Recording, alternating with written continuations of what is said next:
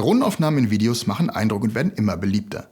Wenn du nach den ersten Flugerfahrungen auf der Suche nach Inspirationen für noch spannendere Luftbilder bist, bist du hier genau richtig. In diesem Video zeige ich dir die wichtigsten Drohnen-Moves und wie du sie nutzen kannst, um deine Filme auf ein neues Level zu bringen.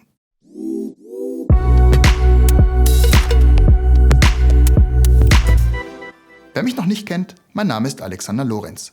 Ich bin Filmemacher und Gründer der Videoagentur MindNet. Auf unserem Kanal erhältst du regelmäßig Tipps, die dir dabei helfen, deine Filme und Videos langfristig zu verbessern. Wenn dir dieses Video gefallen hat, lass uns also gerne ein Like und ein Abo da. Professionelle Luftaufnahmen lassen deine Videos hochwertiger aussehen. Neben einzigartigen Landschaftsaufnahmen geben Luftbilder Einblicke in Szenen, die ohne Drohne nicht möglich wären. So werden sie in Unternehmensvideos zum Beispiel dazu eingesetzt, um den Sitz einer Firma, große Anlagen, Landschaften oder auch Städte zu zeigen. Kamerabewegungen machen Videos grundsätzlich dynamischer und interessanter und das nicht nur bei Luftaufnahmen. Wenn du mehr darüber erfahren möchtest, wie du butterweiche Kamerabewegungen hinbekommst, schau dir am besten unser Video zu Gimbal Moves an und auch mit gezielten Bewegungen der Drohne kannst du noch mehr aus deinen Aufnahmen herausholen. Deshalb zeige ich dir hier die wichtigsten Drohnen-Moves, wofür sie eingesetzt werden und wie du sie selber nachmachen kannst.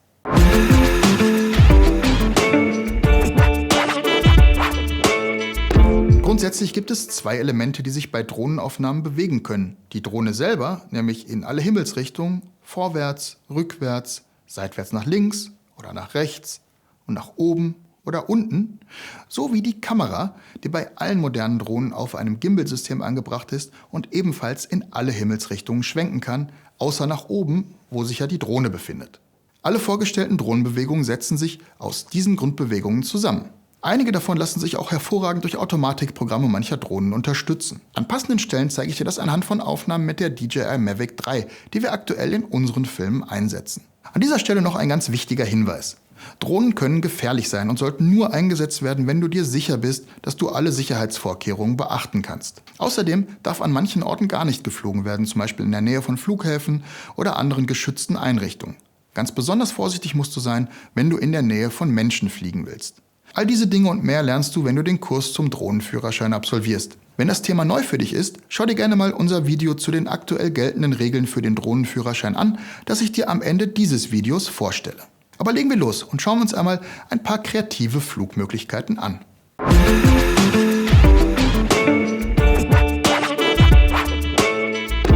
Bei diesem Shot fliegt die Drohne in einer geraden Linie an einem geeigneten Objekt vorbei, während die Kamera so mitgeschwenkt wird, dass dieses Objekt die ganze Zeit an der gleichen Stelle im Bild bleibt. Wenn du diesen Shot manuell ausführen willst, musst du mit einem Stick deines Controllers die Drohne nach rechts oder links fliegen lassen, während du mit dem anderen Stick die Kamera in die entgegengesetzte Richtung bewegst. Zum Glück gibt es sehr gute Automatikfunktionen, bei denen du das Objekt durch Bilderkennung locken kannst, während du die Flugrichtung frei bestimmst.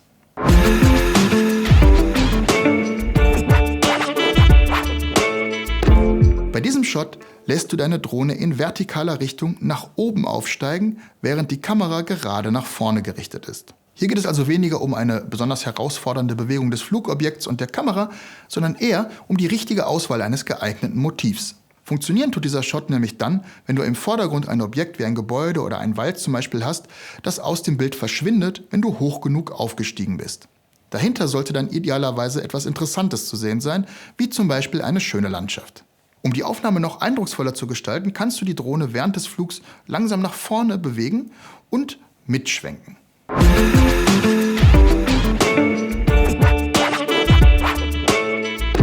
Eine weitere kreative Idee ist das Aufsteigen der Drohne, während die Kamera nach unten gerichtet ist oder sich dabei zusätzlich um die eigene Achse dreht. Zum Beispiel startest du vom Dach eines Gebäudes, steigst auf und zeigst somit die umliegenden Gebäude. Das Ergebnis ist eine sehr grafische Aufnahme, die eine Verbindung zwischen mehreren Elementen einer Szene herstellen kann. So erhält dein Publikum eine Vorstellung von der Größe und Form des gefilmten Objekts und den Dimensionen der Umgebung.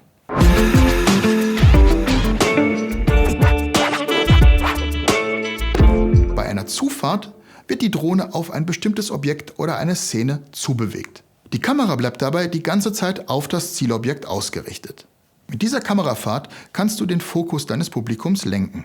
Während ihm zunächst ein Überblick über eine Szene gegeben wird, befindet sich die Kamera am Ende nah an einem bestimmten Objekt oder einer Person und um die soll es im weiteren Verlauf deines Films gehen. Bei diesem Shot kann die automatische Kameraausrichtung deiner Drohne sehr gut helfen. Und natürlich geht das Ganze auch in umgekehrter Richtung, dann geht es eher darum, dass du das Drumherum langsam enthüllen möchtest.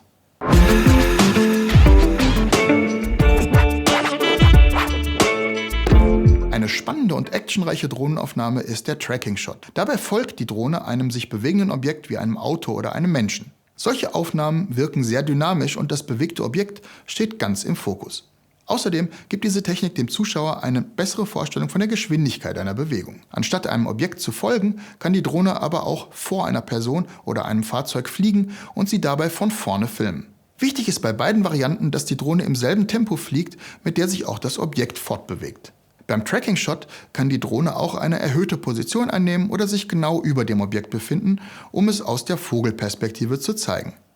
Solche Aufnahmen kennt man zum Beispiel aus der Werbung, wenn die Drohne mit einem Auto bei der Fahrt durch eine Landschaft folgt. Wenn du die Möglichkeiten eines Verfolgungsshots ausprobieren willst, solltest du sicherlich nicht mit einem fahrenden Auto anfangen, sondern eher mit einer gehenden Person.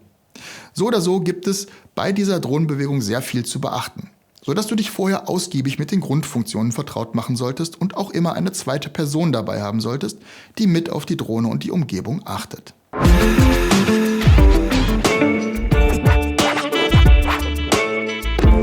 Der Rundflug, auch Orbit Shot genannt, beschreibt eine Luftaufnahme, bei der die Drohne um ein Objekt herumfliegt. Dabei hält die Drohne beim Filmen immer den gleichen Abstand zum gefilmten Objekt und die Kamera wird so ausgerichtet, dass das Objekt immer an der gleichen Stelle im Bild bleibt. Du kannst mit diesem Shot sehr dramatische und einzigartige Bilder erzeugen, vor allem, wenn das gefilmte Objekt in Bewegung ist. Einen erfolgreichen Orbit-Shot erhältst du, wenn sich die Drohne gleichmäßig um das Objekt bewegt, sich das Objekt im Zentrum des Aufnahmebereichs befindet und die Flughöhe und Geschwindigkeit der Drohne richtig eingestellt sind. Auch bei diesem Shot helfen die Automatikfunktionen deiner Drohne.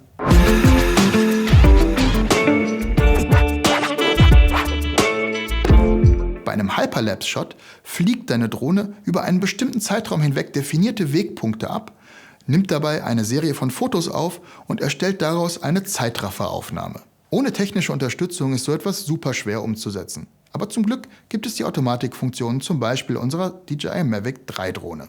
Dieser Shot eignet sich perfekt, um Veränderungen in der Landschaft oder Bewegungen von Objekten in kurzen Zeiträumen zu zeigen. Ein beliebtes Beispiel ist die Aufnahme eines Sonnenauf- oder Untergangs. Du kannst diese Technik aber auch gut bei Stadtszenen anwenden, bei denen sich zum Beispiel der Verkehr stark ändert oder sich Menschenmassen im Bild bewegen.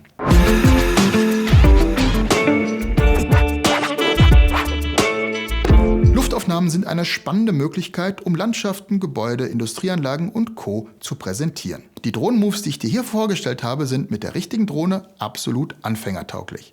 Experimentier also am besten damit irgendwo im Grünen, bevor du dich nah an Menschen und Gebäude heranwagst.